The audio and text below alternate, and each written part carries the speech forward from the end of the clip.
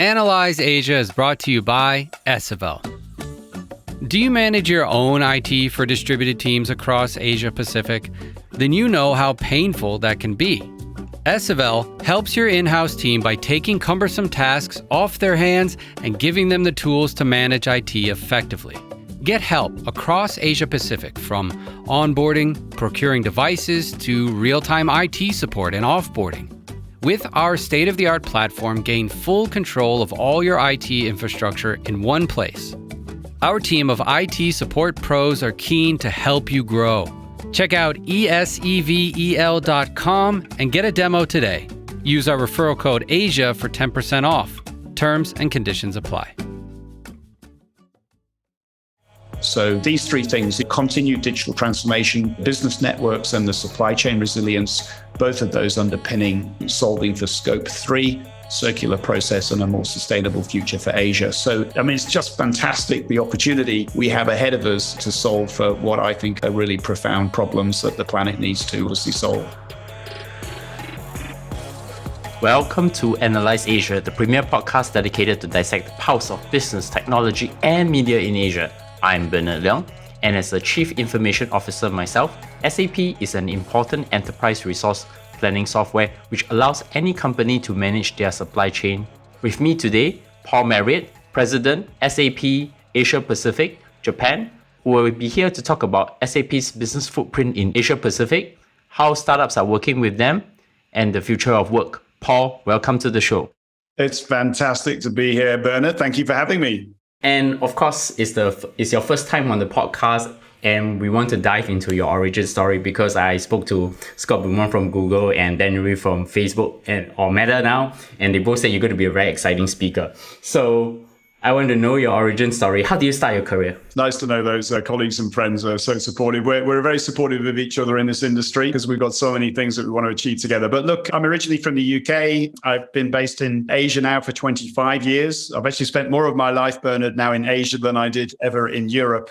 But I'm a passionate technologist. I stumbled into AI, funnily enough, during my university years, which I thoroughly enjoyed. So it's nice to see 25 plus years later, right? Those technologies truly going mainstream. I know that's a topic very passionate to your heart.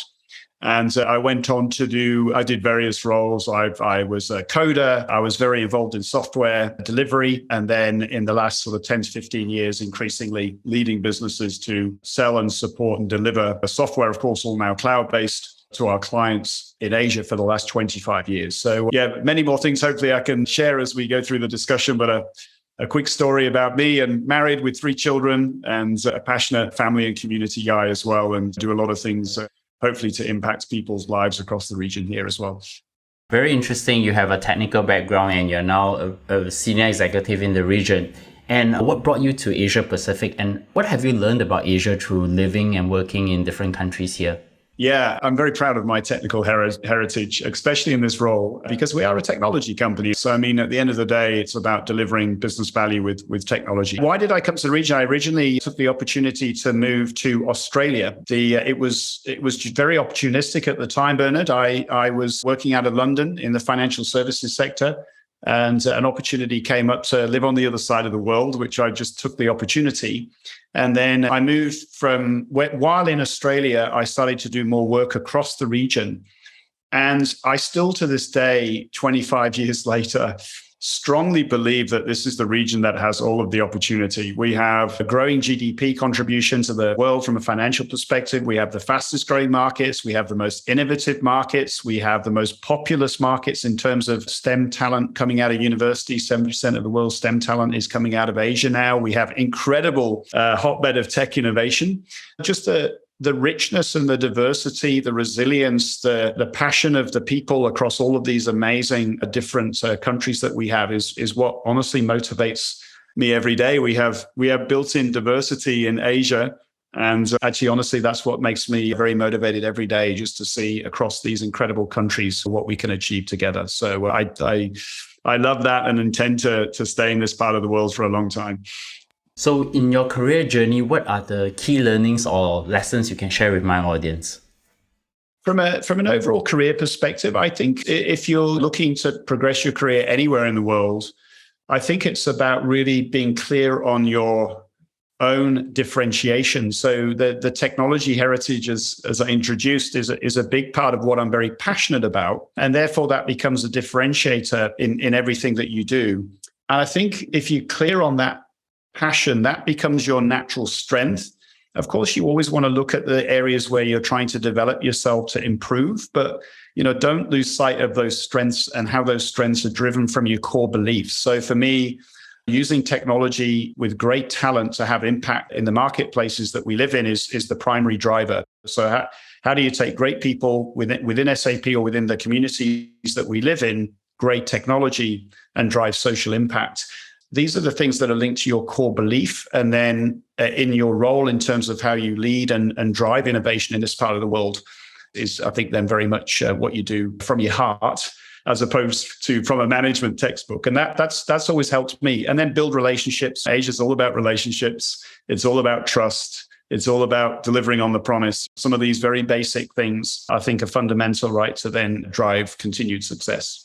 Which comes to the main subjects of the day. We'll be talking first about SAP in Asia Pacific and Japan, and now we'll talk a little bit about startups and future of work.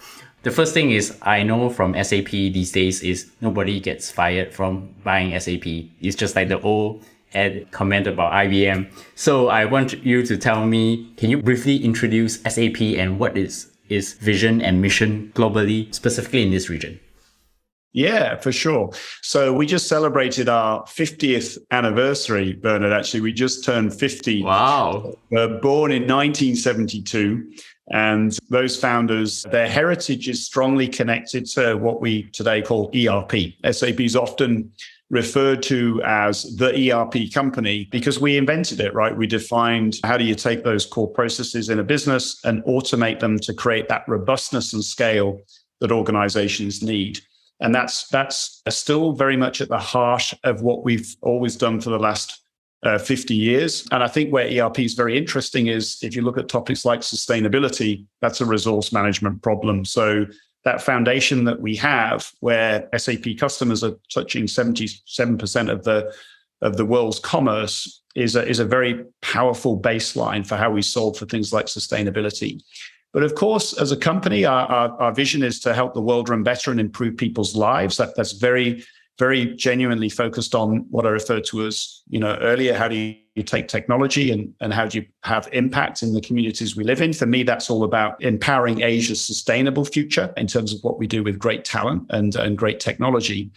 From a product strategy and an investment perspective, Bernard, we've been investing heavily over the last 15 to 20 years to go way beyond ERP. So while ERP is still the mainstay and the backbone of what our customers use, we go way beyond ERP in terms of what we do for our customers around intelligent spend, around workforce management, around things like customer experience and customer engagement, as well as an open platform to drive innovation of those core applications. And probably the biggest interesting area of investment for me is around networked-based applications. So if you think about those 50 years and what's happened in the industry, a lot of business process automation has been around particular business processes. It's been done in-house, or of course, it's been done through SaaS cloud applications. But what we're really investing in is networked-based applications. So you're connecting that business process into the ecosystem through the platform, which gives you a magnitude more scale in terms of the impact you can have to organizations. So whether that's connecting to all your suppliers, connecting to all your asset providers, connecting to all your contingent labor, with things like SAP Concur, connecting to all of the providers of travel and expense that's related to that process. So you can create these very, very scalable, very, very agile network-based applications driven through the ecosystem. So that's been a very significant area of investment, and you'll see more and more of that in the next 5 to 10 years from SAP for sure. What is your current role and coverage in SAP? Yeah, absolutely. So we're well over 100,000 employees globally, but 21,000 of those employees are sat here in Asia. And in terms of the global customer base, we have 46,000 customers, 4,000 partners in the region as well. So we're a very, very substantial footprint of the company's global footprint here in Asia. And as I mentioned at the beginning, you asked me about why am I so motivated by this region? I mean, the diversity here is built in.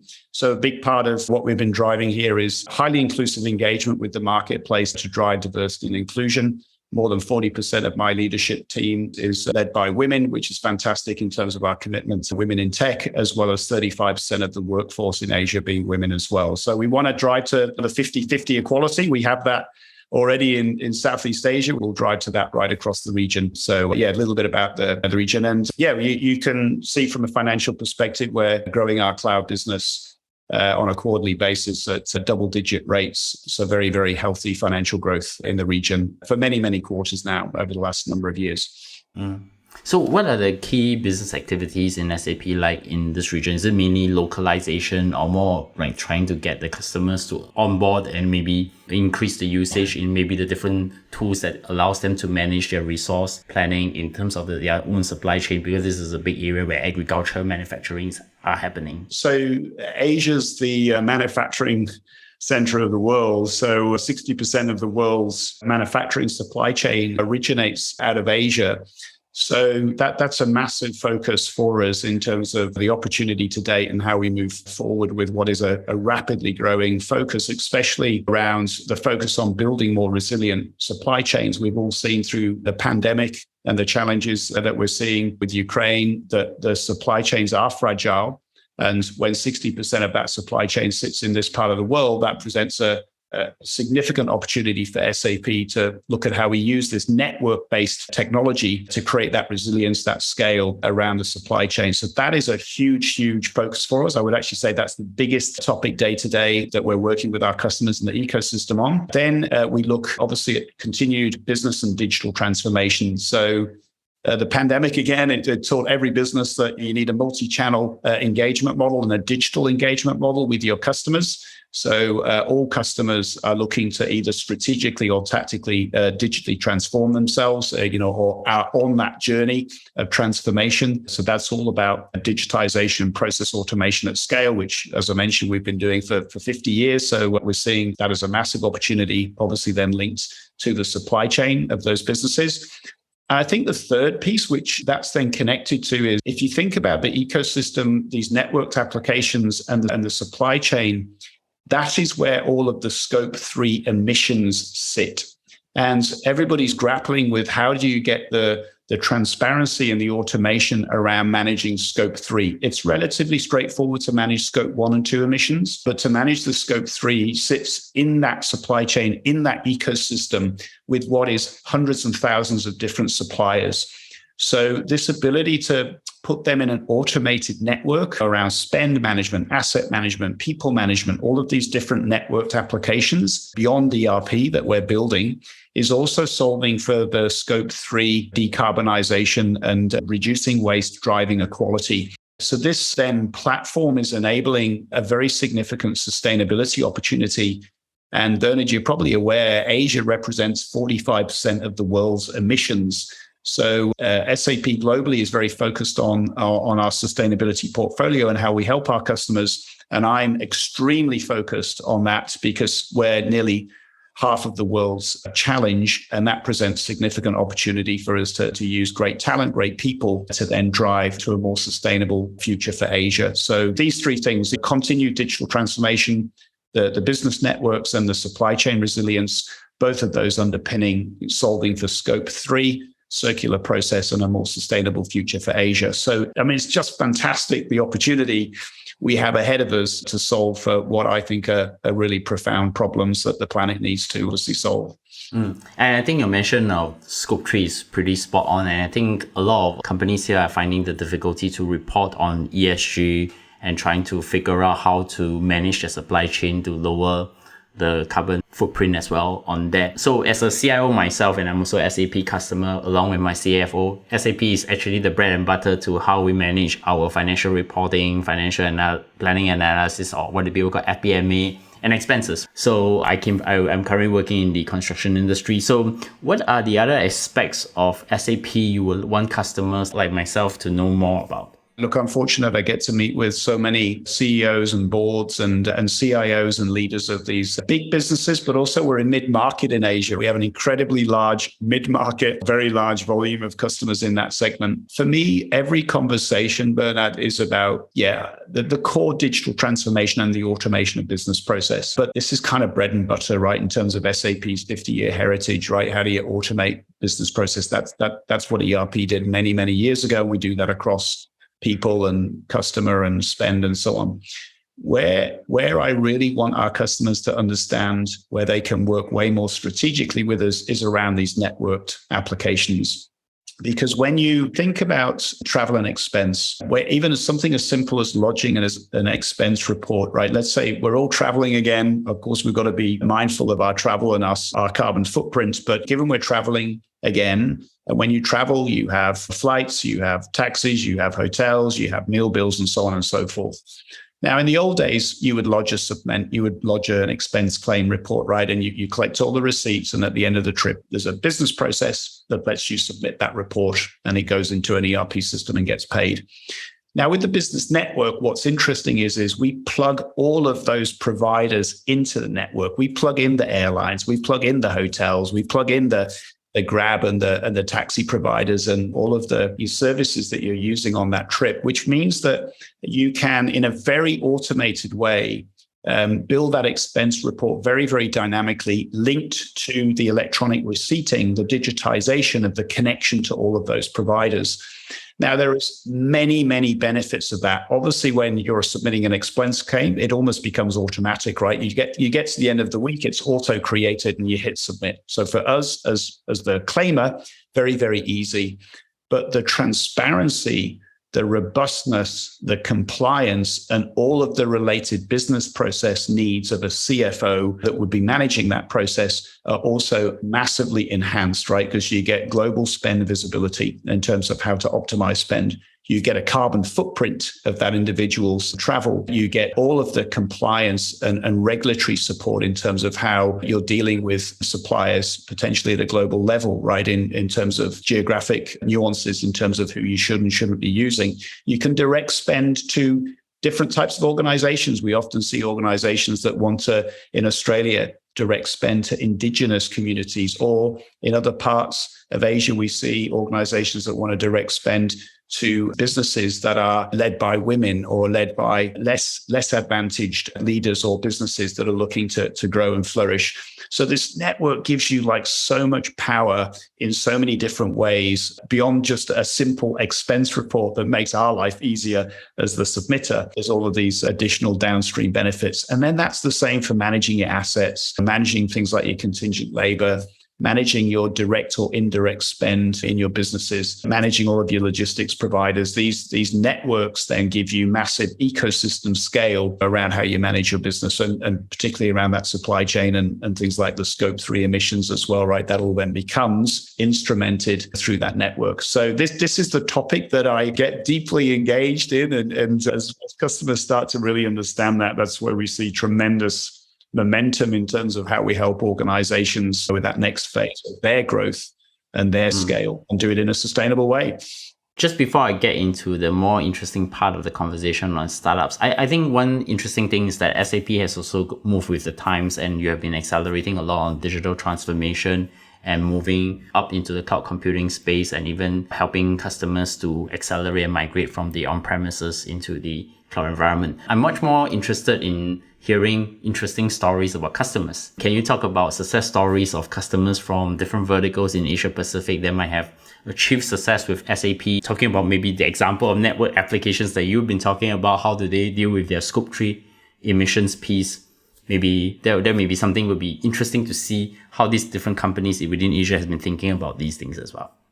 Yeah, well, I won't go through all 46,000 customers, although I wish I could. But yeah, look, maybe I give you some of the names that hopefully are familiar. So we just talked about the travel and expense network and things like the invoicing process around that. So I'm sure many of you would be familiar with Sysmex. They're a large medical equipment provider, mission critical in the sense that if they can't provide their equipment, that can have really, really significant negative impact. So organizations like Sysmex are using things like the expense network at Daimler, another example. Moe, the champagne brand, is using those types of network-based solutions. If I bring it sort of closer to markets like Singapore and the brand names, so Singapore Airlines would be a great example that are working with us. They're also, a member of that travel network as well, of course, because so much of the travel out of Singapore is done on their airlines. So they're both a customer to us as well as a supplier to the network. Other organizations in Singapore like ST Logistics, Maple Tree, Jumbo Seafood, Bernard, many would know, right? Favorite restaurant. Around the region in India, we do a lot of work with the professional services organizations of all industries, but particularly visible organizations like HCL. They're live on our RISE platform, which is the transformation of their on-premise ERP landscape to the cloud. Very, very highly successful story. And they're also a global go-to-market partner for us in terms of how they also help serve and get our customers to the same place they've gone to themselves. Go down to places like New Zealand, Fonterra, or organizations like Zespri. These are New Zealand-based, a relatively small company, but companies that have material impact in the consumer products industry globally and are supplying, obviously out of New Zealand, but also out of other areas of the world, their products through a very, very sophisticated supply chain for fresh produce or a cold chain in terms of how that's managed globally. So great examples. Kakao, one of the best startup stories out of Korea for me. Now they're one of the largest companies in Korea as they've grown so rapidly. Very significant customer, but also co-innovating with us in terms of how their collaboration technology, which is pretty much dominating the market in terms of consumer collaboration solutions, can be integrated into our business process, right? So you can use SAP process with Kakao Talk at the end of it. NTT, Lixil, many, many more. Probably one for me to call out. We had an entrepreneurship project which is called Green Token, Bernard. It came out of the internal entrepreneurship program here in Asia, which we called 1 Billion Lives. This was all about how do you take technology that has profound impact across the region. And Green Token is a blockchain tracing solution that is particularly relevant to tracing raw materials at the start of the supply chain. And there's a plastic company in Japan called DIC. You may or may not have heard of this company, but they're a very large plastic manufacturer. So if you have like sushi from a takeaway store in Japan, highly likely the polystyrene pallet or the plastic packaging would be manufactured by DIC. So with plastics, obviously, you need to have this traceability right from the start of the manufacturing process, where you can then track the use of that plastic and create the circularity around its reuse. And this is quite complex chemistry. This mass balancing, which actually lets you determine which parts of the plastic are recyclable, which are not, and how that's traced through the supply chain. So this Green Token, SAP Green Token, gives you that end-to-end traceability using blockchain technology and enables not just DIC then to get that circularity around plastic reuse, but actually also as a consumer, they can provide that also transparency to the end consumer to know that plastic is actually going to be recycled. And you start to apply that at scale, given the challenge with plastic waste, a really relevant piece of technology, right, that's been used by many customers now in Asia, across the world. And I'm super proud that came out of an entrepreneurship program that ran within SAP Asia. And now that's part of SAP's global product portfolio. So many parts to that story, but a great example of where we're impacting in a very sustainable way. This is interesting because prior to this interview, I didn't know that SAP actually also work with startups within your own ecosystem through the SAP.io and then this sustainability with the green token use case. But I just want to have one question on that. Specifically for startups, how does SAP facilitate startups to build their innovations on the SAP.io side? The green token was a very good use case where you showcase how it can be used by plastics and tracking, etc. You probably can able to track carbon credits, as that's one of the key applications on the blockchain technology. So the Green Token literally started as an employee engagement project as part of an entrepreneurship program we run internally. Then went into SAP IO, which is our global program for startups, which is actually going and looking in the marketplace for technology and startups where we can support them, aligned to our goals of driving obviously our own product portfolio, but also helping the world run better and improving people's lives. So SAP IO operates around the world. It's supported around about 400 plus startups to date. There's 11 SAP IO hubs around the world. Super proud that we've got those in Tokyo. We've got one in Singapore, Bangalore, and also Shanghai. So 4 out of the 11 sit in this part of the world, quite rightly. And we look at how we work with startups. Typically, engagements with the startups goes for around about 12 weeks. We assign a lot of support to them in terms of either how do they establish the governance around how they run the company, the business case, and how that's truly differentiated in terms of their right to win, in terms of the technology and the solutions they're developing. Obviously, technical capabilities, and then also even help with accessing funding in the marketplace in terms of how they get continued investment. Big focus on sustainability. We launched our first dedicated sustainability cohort last year. So we have a number of startups now that are building highly circular-based applications in our network, which is great to see. And lots of success that has come out of that program, Bernard. A great example is a company called Paradox. They are globally headquartered out of Singapore and San Francisco. Paradox, you like this one? Paradox uses AI in the recruiting process. So it's technology automation with AI to accelerate in a very personalized way the recruiting process, right from perhaps talent in the marketplace that's coming to you to ask initial questions about the company and the roles and the opportunity, but obviously then through the process more formally as you hire, recruit, and manage that talent into your organization. So Paradox is one of many great showcases we've got that we've supported, and we continue to obviously scale and support that program, just given the sheer number of, I think there's 300 plus unicorns that have come out of Asia now.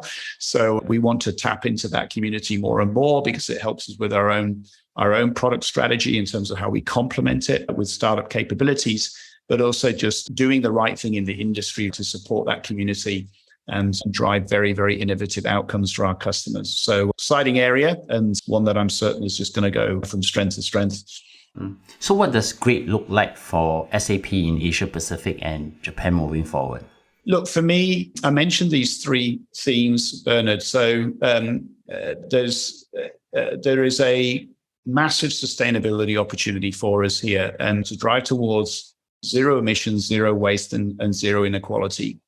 We're 45% of the world's emissions. We've got 70% of the world's STEM talent coming into the region, but that's going to fuel our industry globally. And we have this incredible tech innovation.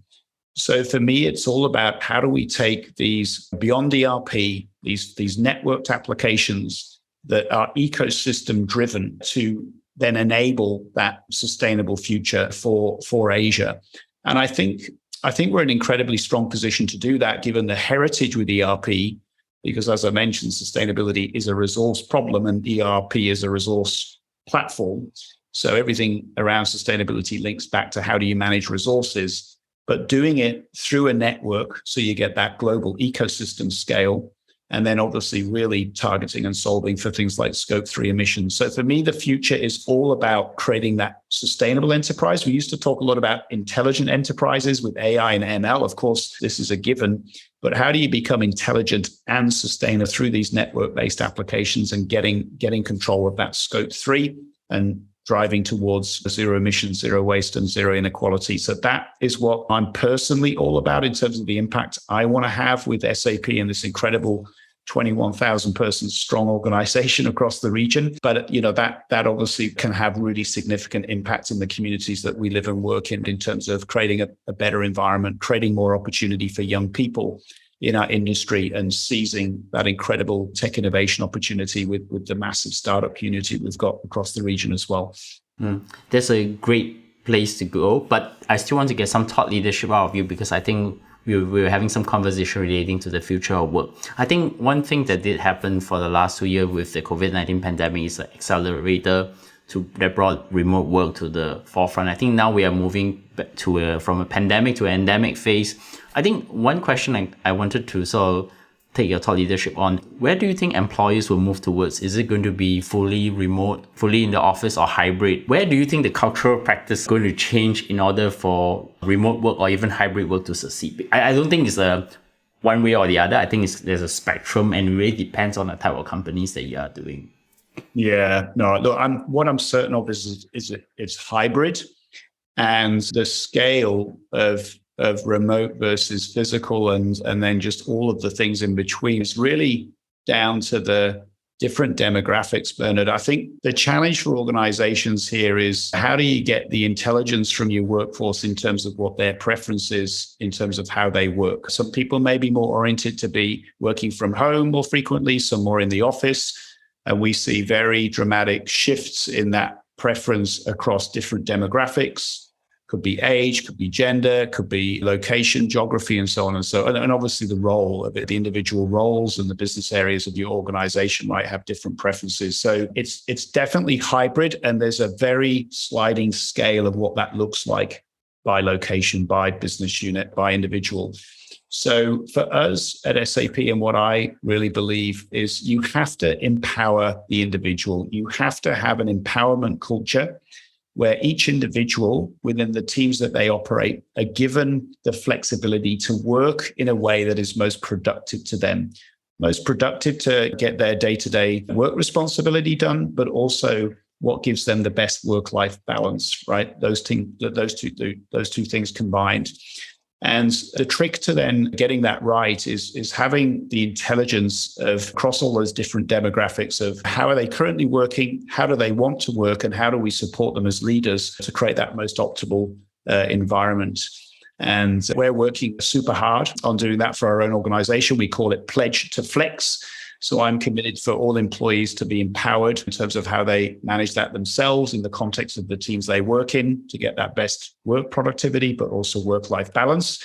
I won't kid you that it's easy to do. It's not. And it's all about constantly evolving that and purposeful engagement. It's all about empathetic and authentic engagement with your teams to truly understand what they want, creating that environment for them, empowering them, giving them that flex. And I think then you see these teams go from strength to strength. And I think that this is table stakes for people. Young people coming into our industry are increasingly demanding this. It's a table stakes. Of course, people come into the industry to work, to earn money, but they're also looking for organizations that have that empowerment in terms of that flexible workplace, that pledge to flex, but also are purposeful, because we want employees to join SAP to drive how you make the world run better and improve people's lives and empower that sustainable future for Asia. So purpose-driven, highly empowered, flexible, absolutely hybrid. But as an organization, be prepared, right? Different parts of your organization are going to have they're going to be on different ranges of that spectrum. So how you engage and have that constant transparency to adjust for that on an ongoing basis is absolutely crucial. So I think the future is going to be very interesting. It's a topic I really enjoy working with customers on. And of course, technology is a fantastic enabler of allowing CEOs and business leaders to steer that course in terms of creating that best possible environment for their people. Paul, many thanks for coming on the show, and thank you for sharing the insight in terms of thinking about the future of work and where technology really plays a part, and how the way even thinking of bringing that culture there, and telling me more about SAP's business footprint across Asia Pacific and how you work with startups. So in closing, I only have two very small questions. The first one is, any recommendations that have inspired you recently? I just read a book called Corporate Rebels, and it's a great book if you get a chance to read it. It's all about, again, for your employees, creating an environment where you're giving people permission to be a rebel and to challenge the accepted wisdom. Because I think if you can create that sort of environment, you create that psychological safety for people to thrive at the best thing that they do and to challenge in a constructive way. This is what really drives growth and innovation. So that's a great book if you get a chance to read it. I was very inspired by that. And I'm now looking to create more and more corporate rebels within SAP and within the community. So that was a very recent one that I had a big take. Last question. How can my audience find you? How can they find me? Oh, well, probably the best place is to look me up on LinkedIn. I'm very, very active in terms of communicating with the market through that network. So please just connect to me on LinkedIn, and very happy to get engaged on all topics related to sustainability, the people growth, and the young talent coming into our industry, and of course, tech innovation, all of which will help us empower Asia's sustainable future. So look me up on LinkedIn, and love to engage with everybody. Definitely can find us on any podcast platform, and of course give us a 5-star rating on Apple Podcasts so that we can be discovered easily. Paul, many thanks for taking your time out and having this conversation, and I will look forward to speak to you again. Take care and stay safe. Thank you, Bernard. Stay safe to you as well, and to all of the listeners, stay safe too, and look forward to speaking to you all again soon.